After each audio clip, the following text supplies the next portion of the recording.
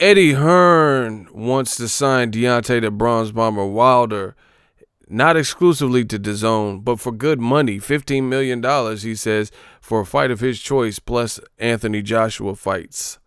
Stay tuned.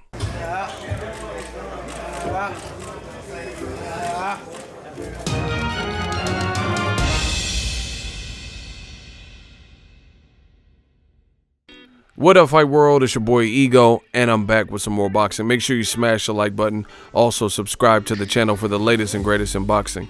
If you want to become part of the gang, notification gang, please hit the bell icon. Shout out to the super chats, channel donations, the Venmo donations, and the Patreon family. We working. Now, I watched the interview with the Boxing Voice, link in the description, and Eddie Hearn was there in New York for the Canelo Jacobs card. They did a press conference promoting that event. Great fight. It's going to be on DAZN. And very interesting. Eddie Hearn's kind of pitched this idea of DAZN. Like, the heavyweight division, I told you, is popping. There's a lot going on right now in the heavyweight division. From Tyson Fury going to ESPN, Wilder Fury being off, AJ is fighting in America with Gerald Big Baby Miller. Gerald Miller is flying Daniel Dubois, a UK, powerhouse prospect, to spar. Wilder just tweeted Andre Ward. It's just a lot of stuff going on. And that aspect of it is good for boxing fans. Just a lot going on in the heavyweight division.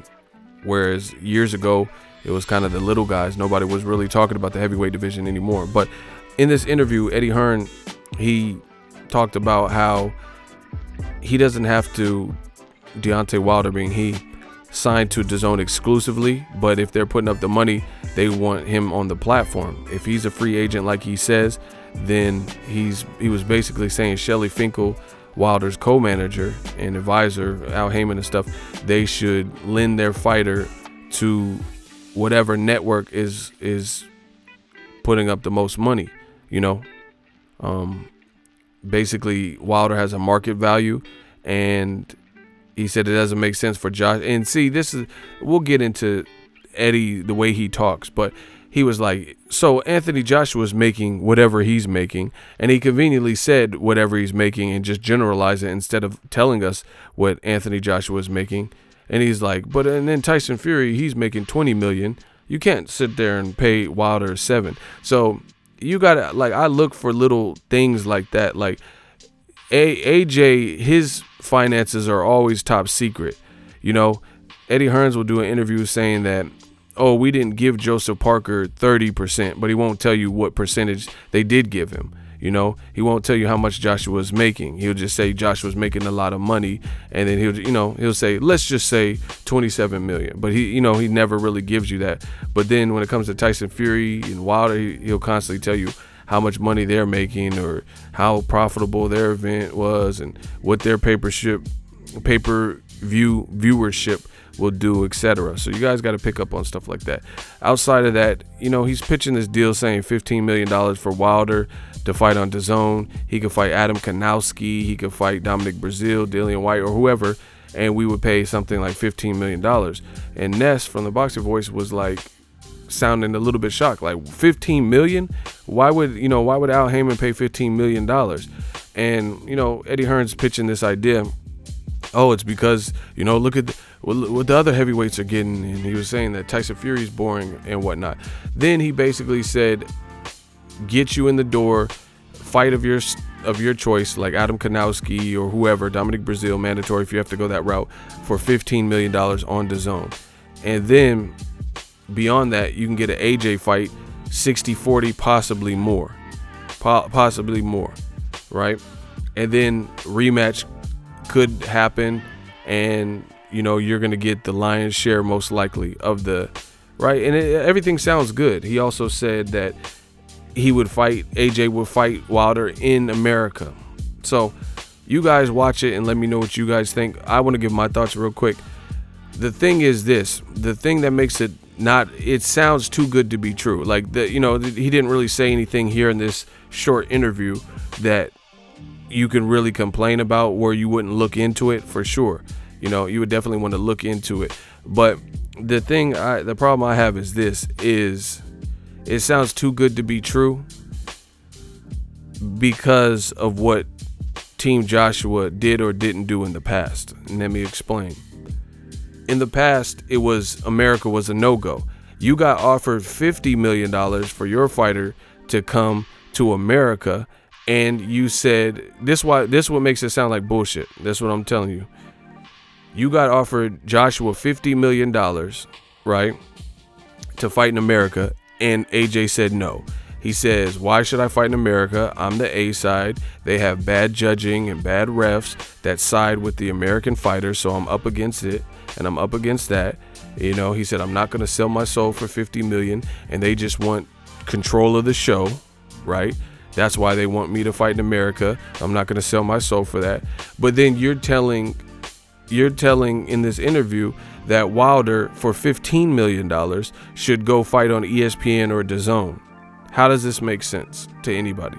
You know, that's why you have to kind of analyze what's been said, compare and contrast, because people are going to just focus in on the parts, because like the deal itself didn't sound bad, to be honest.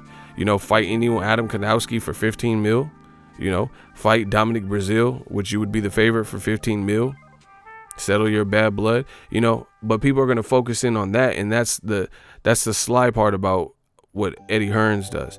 But it doesn't all the way make sense to me, because again, why was Anthony Joshua saying, oh, they want control of the show, I'm not going to sell my soul for $50 million, but then you're telling Wilder he should go to ESPN or DAZN for 15 mil and you would control the show, you know? So that's one question. Two, AJ previously said he wasn't going to fight in America. Now all of a sudden he's fighting Gerald Miller. Now all of a sudden you're publicly saying the Wilder fight can happen in America, but we would want the rematch in the UK. So what's changed? Why do you all of a sudden want that? Another reason why it sounds like bullshit to me is because if you have this market value for Wilder to the point where you were given $15 million to fight DOMINIC BREAZEALE, a guy your fighter Anthony Joshua beat in his first title defense and beat him down, like dominated him, right? If you could pay that type of money, then why did you offer Deontay Wilder $12.5 million to fight AJ for all the belts and undisputed just last year, right? So it doesn't really make sense. So you mean to tell me you're willing to pay Wilder, you know, $2.5 million, $3 million more to fight DOMINIC BREAZEALE, with probably some options if it was a pay-per-view or something, but you know, if it's on DAZN it probably won't be. But either way, you would offer him more money, because you guys keep in mind the flat fee that Eddie Hearns offered to Deontay Wilder was not inclusive of back-end money. So he would be stuck, no matter how successful the event was, he would be stuck at that 12.5 number, the first offer. I'm talking about the very first offer, right? So that's not adding up to me. You would offer a flat fee of 12.5 to fight Joshua for all the belts, all the marbles, the king of the hill, undisputed at heavyweight, but you're willing to offer more than that for DOMINIC BREAZEALE or Adam Kanowski, you know, who have never held a title, just for him to fight on DAZN. It's unbelievable. It doesn't sound realistic. And then I know Wilder hit him with the $50 million offer. They countered with $15 million.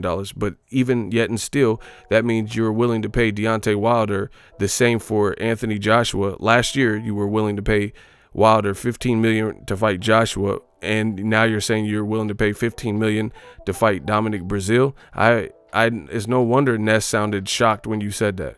You know, how are you going to offer? So you're talking about market value and this and that and the third, but then you're saying you're willing to offer the same fee for AJ, who you conveniently brag has done all this in 22 fights, 21 fights, has all the belts and huge superstar.